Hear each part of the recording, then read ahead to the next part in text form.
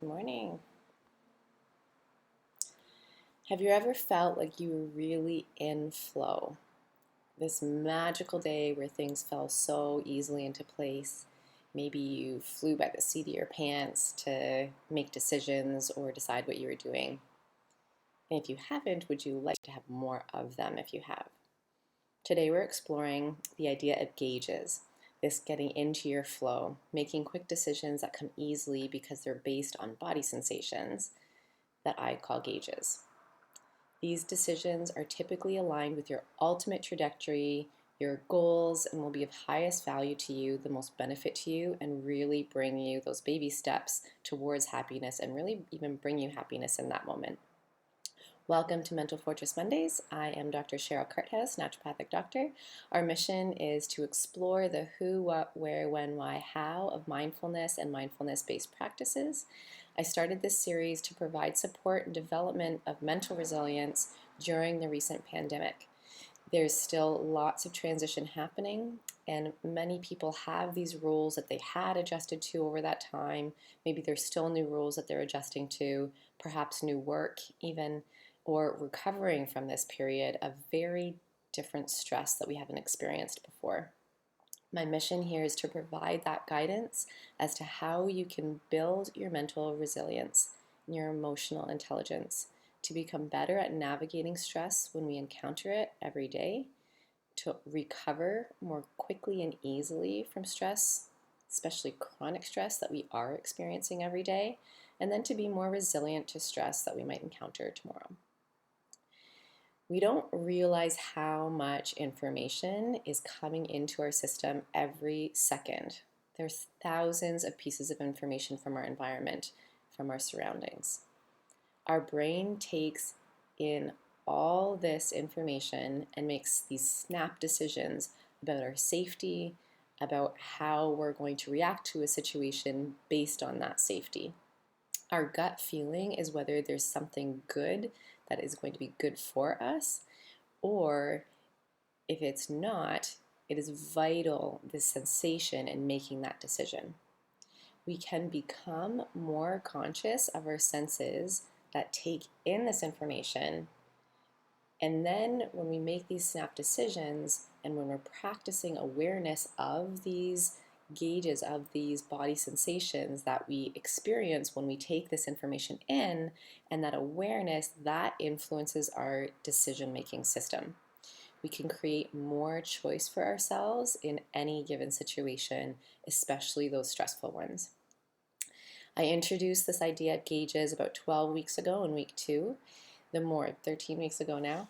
The more I experience these things in my own personal life, and I'll tell you some stories soon, when I look at the science behind some of this stuff and the approaches that have changed other people's lives, the more evidence I find that supports all these lessons and these exercises that we've explored. And we're going to discuss some more of them today. So what do I mean when I say gauge? We've explored this idea of using your body sensations as a gauge. Our bodies provide us information, and often it starts off as a whisper that we can very easily ignore.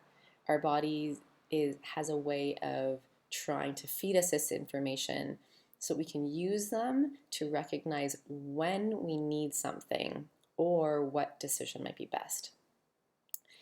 I'm using the term gauges to indicate that signal from our body. It's a message that provides that extra little bit of information that above and beyond what we're cognitively sort of holding in our mind for that decision.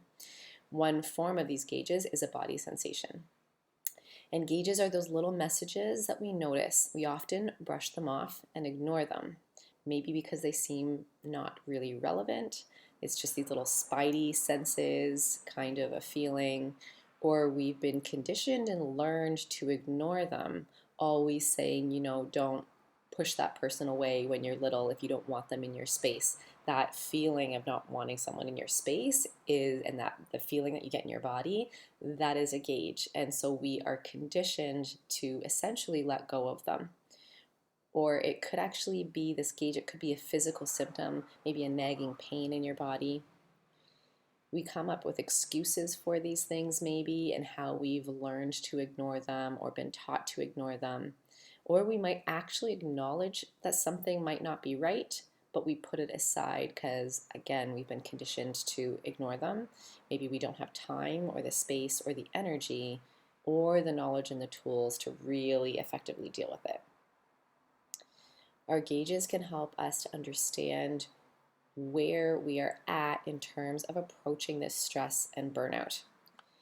When we're not in tune with our gauges and our body sensations, or we continue to ignore them, we can all of a sudden find ourselves outside this optimal functioning of our nervous system. We're not in balance anymore. We're outside our window of tolerance and in the middle of burnout. I was brought back to this topic today because of what I recently noticed in my own life, and I'm going to share that with you now. So, practicing here on Mental Fortress Mondays with you, I have a meditation practice that I do during the week. It's started up again at least 2 times with a group, and then I often will do more on my own. I've practiced mindfulness and attending to body sensations throughout these. Even when it's not just a body scan, but some of the things that we're going through on Mental Fortress Mondays, it helps to process those emotions and to tap into the sensations that we're feeling and to be with them and practice being with this uncomfortable feeling. Practicing these in an environment that we create that is safe and calm, it means that my attention to these sensations has been really starting to develop and that I'm taking the time to do it. It means that my attention to these sensations, when they actually matter during this really stressful time, those abilities to process that and to be with that are actually there. When I have little to give, I can do this in those moments. The practice of attending to my body sensations has dramatically improved my relationships and diffused reactivity that I might have had in the past in particular situations. There's been times recently where I haven't gotten enough sleep. I'm sure we can all relate to that. Or I ate food that really bothers my stomach or makes me tired or irritated of some sort. I remember recently sitting at my kitchen table one day, and I think I might have gone over to visit family that day too, and noticing that I was irritable with everyone who talked to me or called. I love that example. I've used it before of the Matrix movie where Neo realizes that he's in the Matrix and he starts to see the Matrix in numbers, and all of a sudden he kind of gets it and he can dodge the bullets as they are fired. He kind of looks at them and lets them pass. That's how I feel about my own emotions and about the feelings in the moment when I am starting to notice this reactivity in myself. I notice my feelings before I even really realize what they are. So before I realized this irritation, I started to get this sensation kind of in my chest and then in my left arm. Especially when you can just sit, or thinking back to that moment, I thought for a minute and reflected on these sensations and really then tried to feel the whole rest of my body. And then just sitting there at my kitchen table, it wasn't any form of deep meditation or a particular kind of practice. People think somehow that this needs to be special or guided in a certain way. I was just sitting here really trying to notice what I felt in my body. I noticed how tired I felt and how much energy I felt like I had. It took so much energy to even just take a deep breath. Then I remembered how little sleep I got, and I realized that that's why I felt the way I did. That was my irritability. It actually wasn't that I was annoyed with anything I was doing or any person that I was interacting with. It was because I was really tired. And in this way, this was a completely new experience for me. And throughout the day, I'd get these little sensations in my core and then on my left arm that I knew were my feelings of irritation. And then as I noticed it and was mindful of the rest of my body, even just tuning in as I'm, going about my day and doing whatever I need to do, I knew and sensed that I was tired and this lack of energy. And it reminded me that all of this was due to lack of sleep. So over and over again, this happened throughout the day. It was such an important reminder throughout the day as I was interacting with people and as I was trying to get stuff done or working or whatever I was doing. It's really kind of crazy that we forget that reason. Like I would have forgotten that I was tired. I had to be reminded of how exhausted I was and that this really was just due to lack of sleep. And then I realized that that I really wasn't irritated with anyone, that I didn't need to be irritated with myself as well. I didn't need to respond to people. I or I didn't need to respond to them in a negative way, and I could be way more gracious with myself as well. If things took me a little longer or my memory wasn't as sharp that day, it was all because I was tired. And I haven't lost my memory, I haven't lost my reaction time, I'm not an idiot, I haven't failed. I'm really just tired. And it gave it a reason. And helped me to then let go of any of these sort of negative reactions I would have had with myself or that I would have had with other people. And so at the end of the day, my relationships were fantastic. They didn't suffer. I wasn't an irritable mess that responded to people negatively. And I didn't feel bad about myself. I didn't feel as if I wasn't good enough for maybe not performing in the way that I normally would on a day that I was really rested. And all I did was simply recognize many, many, many times throughout the day that I was really tired.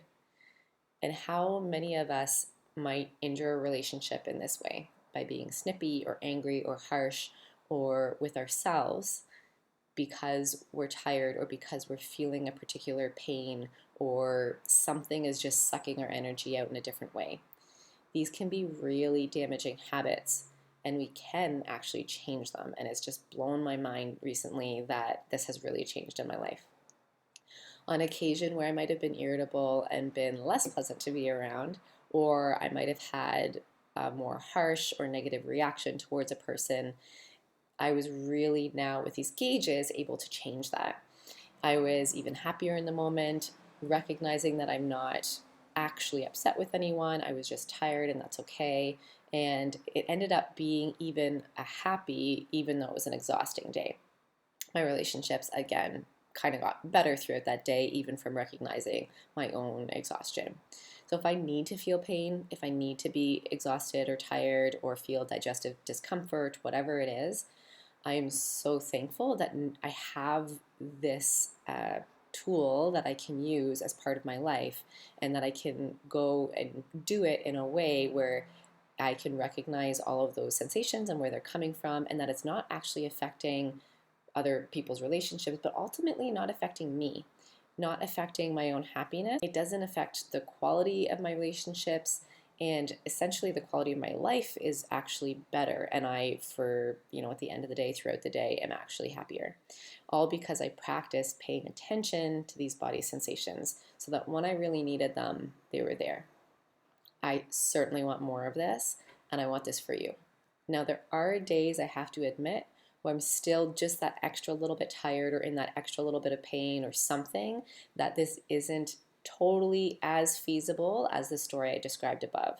But the more that I practice, the more and more I find that my window of tolerance, which I've explained in other series, and feel free to go back to listen to them to get that description, that window of tolerance is bigger. And so that means that I can start to really acknowledge and use all of these tools still on a regular basis, more and more, even as I'm maybe approaching those limits, but that window is bigger. And so my limits also are farther away, and I have more space to act in a really effective way when I'm stressed or when I feel like I'm starting to get stressed, and then stress doesn't affect me as much. So in that example above, it is easier to see how we can develop beliefs about ourselves that are negative. That idea of, oh, I just really wasn't good enough today. I really failed today. I kind of sucked today at whatever I was doing. We often will start developing these, and then we tuck them away and we carry them with us throughout all that we do. And this feeling of not good enough is something that I would argue we all come across in some way, shape, or form in our lives. We're all going to feel it in one situation or another. And it really holds us back from achieving our potential and from really stepping into this magic and being in our flow. We start to doubt ourselves maybe, or it impacts our confidence. When we have this general doubt and these negative ideas, we start then creating these limiting beliefs, which really hold us back because they're a little bit more global. They actually span more of the things that we do. It's not just a thought of today I'm not good enough. We start thinking that over and over again. Imagine if every time I felt tired, I started thinking, wow, I'm really not good enough. Or I kind of suck today. Then that's the message that I'm hearing over and over 100 many times a day, however many times it was, 100 maybe, rather than an acknowledgement of, oh, I'm really tired today. That is a huge difference of a message that you're continually telling yourself.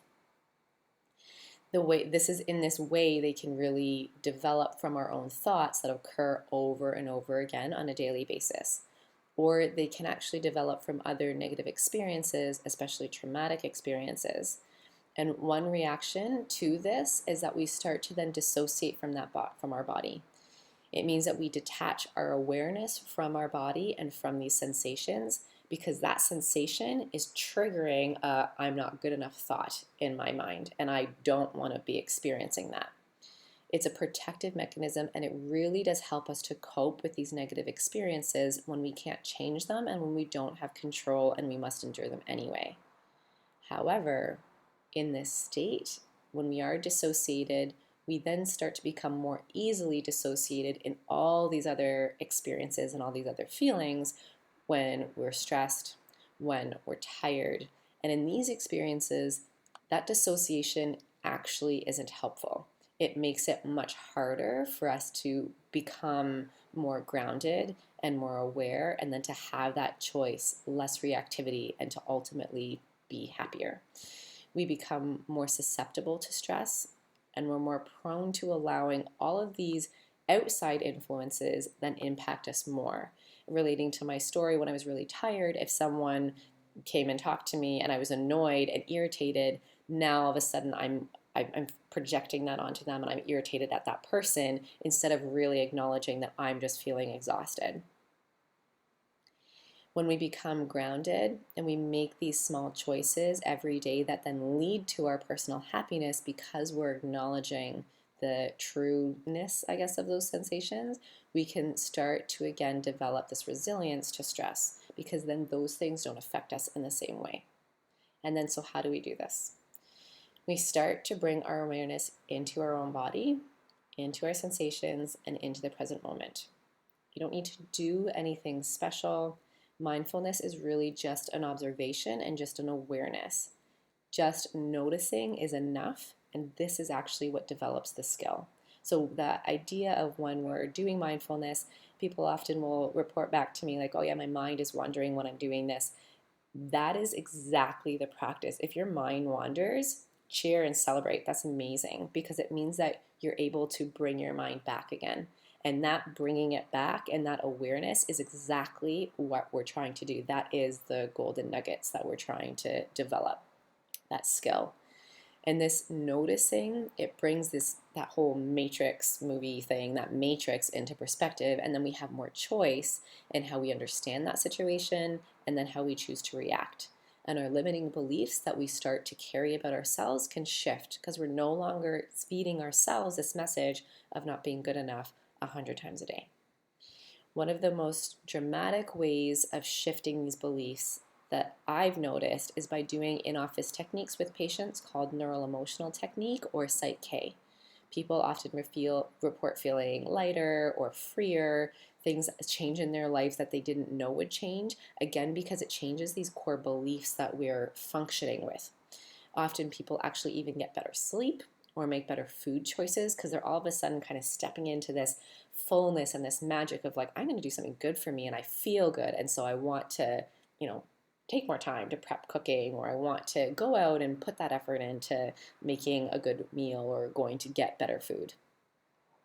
All because they shed some of these limiting beliefs, and because they change these destructive patterns that we start to have influence ourselves and our relationships. These feed into our self-image and our poor choices, and then we choose again. We get into this lower funk, where our vagal nerve is off, and we start not taking our herbs or our medications or not drinking water, all those things that I just described.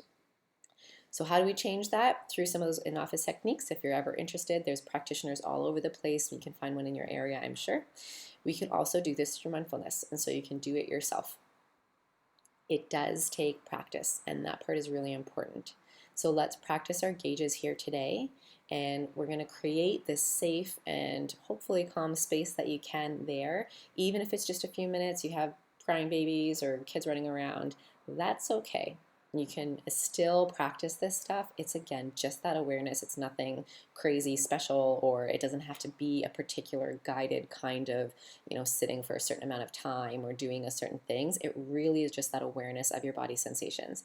But doing it in this created safe space where we have time means that we know how to do this in the future and that we more easily come back to it. Like developing any kind of new skill. We start out with baby steps, or maybe training wheels of some sort, and then before you know it, you're running marathons. But we have to do a little every day. And so let's do a body scan here together. If you're comfortable, you can close your eyes, or you can leave them open. And just adjust your posture so your back is a little bit more straight.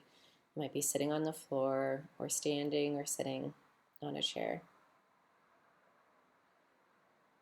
And just take a couple deep breaths. Inhale for 4 counts.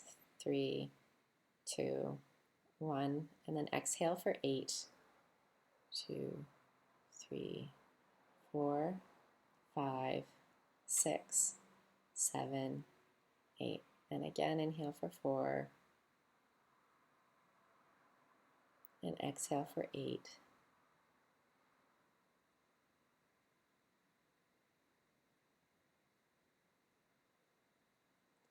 And just notice if your body's arriving a little bit more in this space. If it's calming down a little bit. And then bring your awareness to the top of your head. And if you need to touch it to really feel something up there, that's okay. And then let go and see if you can still feel that point.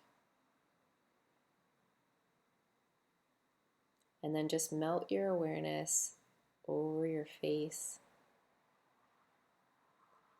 and over the back of your head. I find often I have to do these pieces separately. My awareness doesn't feel big enough to do my whole head at once. So just take those little bits as you need them, as you find that they come to you. Maybe you feel your breath through your nostrils or on that upper space just above your lip. And bringing your awareness down your neck, the front and the back. And over to one shoulder. And notice if you feel anything in that shoulder. And bringing your awareness down your arm to your elbow and to your hands. And then noticing whatever depth it is that you notice. You might feel your hands resting on a table or on your legs. Or maybe you feel the clothes against your skin. And bring an awareness then to your other shoulder, down your arm to your elbow, and out towards your fingertips.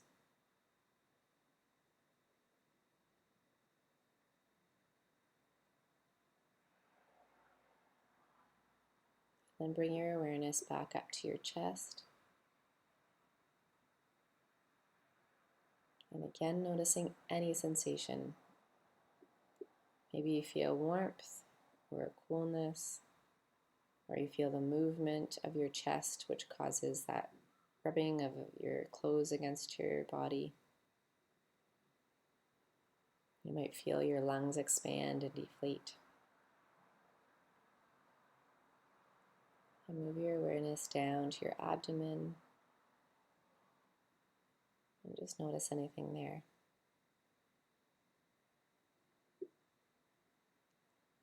And then bring your awareness to the top of your neck at your back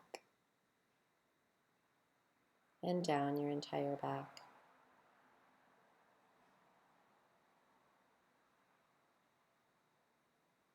Sometimes it might help to scan down your spine, and other times just to do your back in chunks or your body in chunks. And then moving to your pelvis, you might feel a chair or a hard floor against your bottom.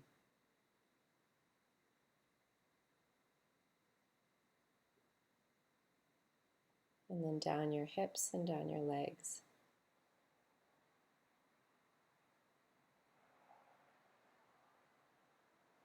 Notice the quality of any of these sensations. It might be different than other body parts. And then to your knees and down your shins.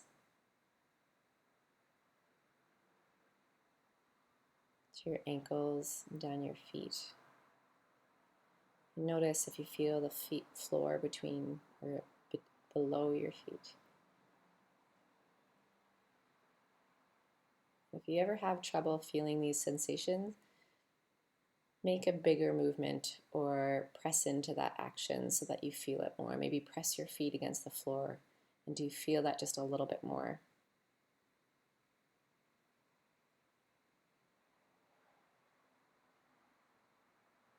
And in this feeling your body, maybe there's different sensations around, maybe you're not feeling anything now. That is okay. Your awareness and your attention is all that we're looking for. It will come in time. And now think of your level of energy. And on a scale of 1 to 10, how much energy would you say that you have?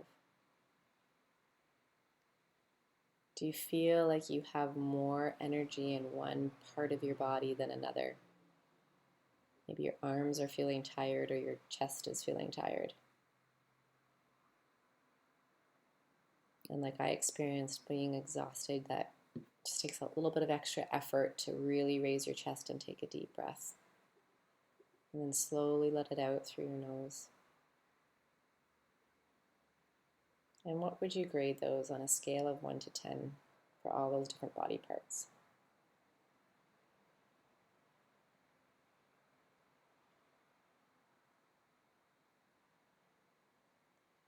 And then moving your awareness as we're thinking about our energy levels, just acknowledging and noticing from your feet back up to your ankles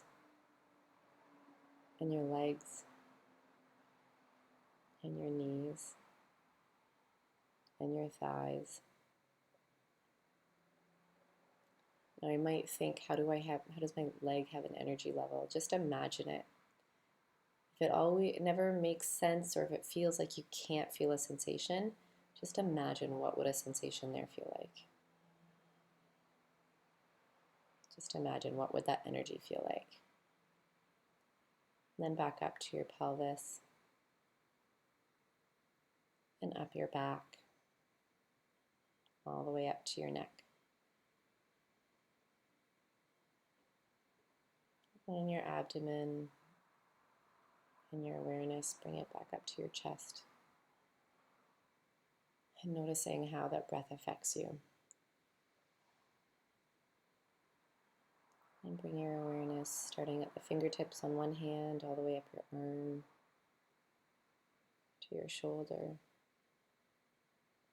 And the other side, from your fingertips, up your elbow to your shoulder, and your neck. And again, your face and the back of your head, all the way to this top point on the top of your head. And take a breath in, 3, 2, 1, and out, 8, 7, 6, 5, 4, 3, 2, 1. When you're ready, you can open your eyes. Welcome back. Next week, we're going to explore some more gauges for decision making. Thanks so much for joining on Mental Fortress Mondays. I'll see you next week. Have a relaxing, happy day.